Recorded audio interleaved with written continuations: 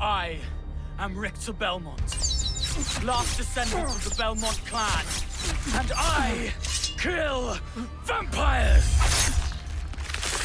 After Richter watches his mother get murdered by Orlocks, he goes on to become one of the most powerful warriors in his bloodline.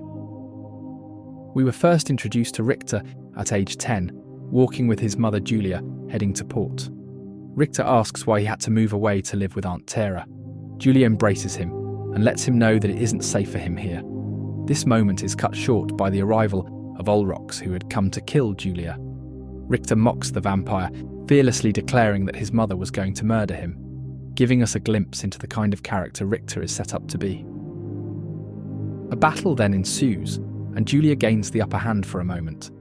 This is until Richter tries to intervene, once again exposing his characteristic arrogance and hot-headedness.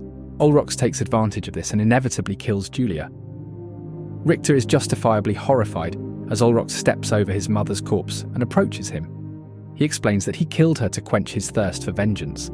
Julia had killed someone he loved. This is a nudge to the fact that vampires aren't just heartless monsters, after all.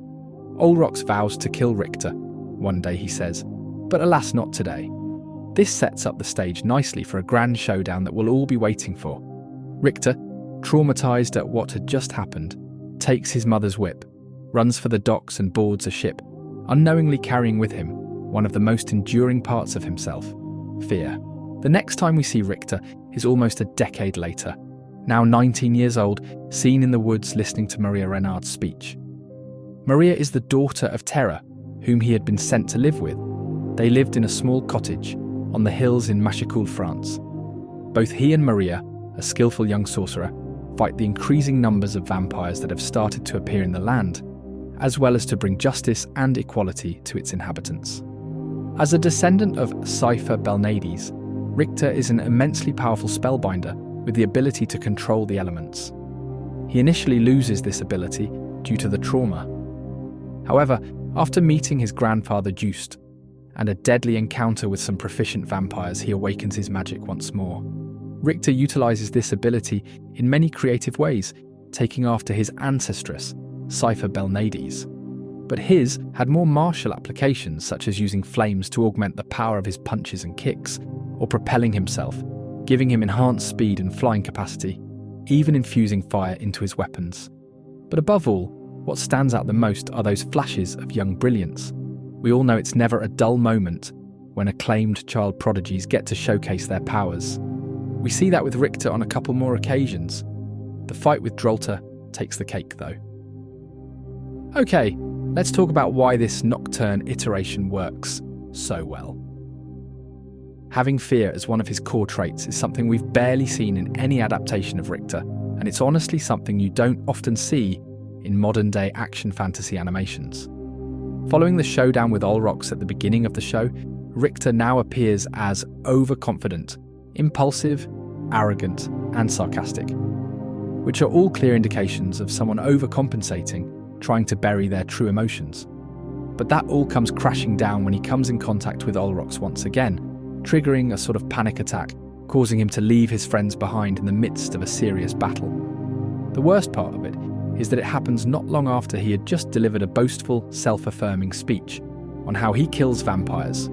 Talk about embarrassing. This was such a brutal hit to his development, because despite all the training and growth, deep down, he's still that little boy that could not help his mother. This event was also very important to the development of his relationship with Annette. Annette expresses intense anger and frustration toward Richter for running away from his fight under the Abbey, and even goes to act unsympathetic to Richter's trauma. As she compares it to her own harder experiences, she despises the perceived cowardice, as she views running away as a luxury she couldn't afford, having survived slavery and her mother's death. After taking time to reflect, prompted by her mentor Cecile, who reminds her that everyone starts by running away, Annette reconciles with Richter, eventually forgiving him, accepting that his fear was a natural response to trauma, and acknowledging that his return shows he has regained his resolve. Overall, I think the relationship, though not free of criticism, was done very well, and even gives some reminiscence of Guts and Casca from Berserk. And while we're on the topic of criticism, there's one point I'd honestly rather skip, but obviously can't. As we all know, Every adaptation of a cult classic comes with controversy, which brings us to the inevitable critique. I would try to spend as little time as I can on the baseless ones, and try to focus on the ones that could, at least to some extent, be justified. It's quite evident that the show taking Richter's trauma and fear seriously is one of its strongest elements, but that still to some surprise somehow manages to become a point of controversy, as some people don't think it was pretty mojo of him. Running away from Olrox a second time. People think they want perfect characters, but what they keep forgetting is that perfect characters make boring characters. Simply put, no one wants to watch paint dry. Another one is that the creators seem to have completely misunderstood how Richter Belmont was supposed to be portrayed, that he is not faithful to the famous character at all. Not knowing that what they're asking for is an unshakable alpha Chad who would only spend the entire series walking to the right and whipping stuff without ever even breaking a sweat. A TV show needs to have a plot.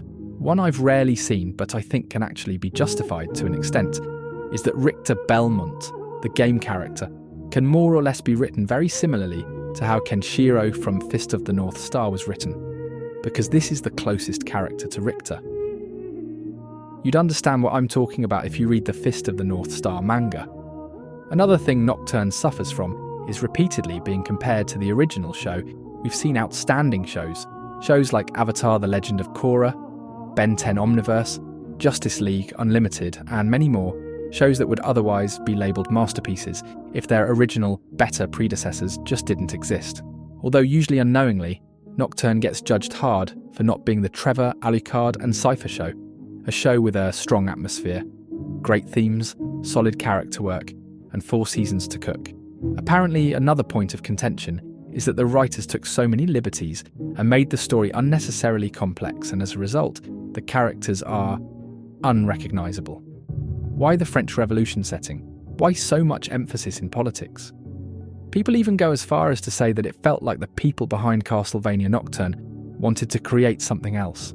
A story about teenagers/young adults that use superpowers to fight against an oppressive ruling class in a revolution that happened centuries ago. The problem is that instead of creating a franchise of their own, they slapped all of these ideas on the Castlevania franchise, which had already gained a decent popularity thanks to the previous animated series. And since a good chunk of the fans didn't know or care about the original games, they decided to use the popularity of Netflix Castlevania to ensure the success of this new, initially unrelated story.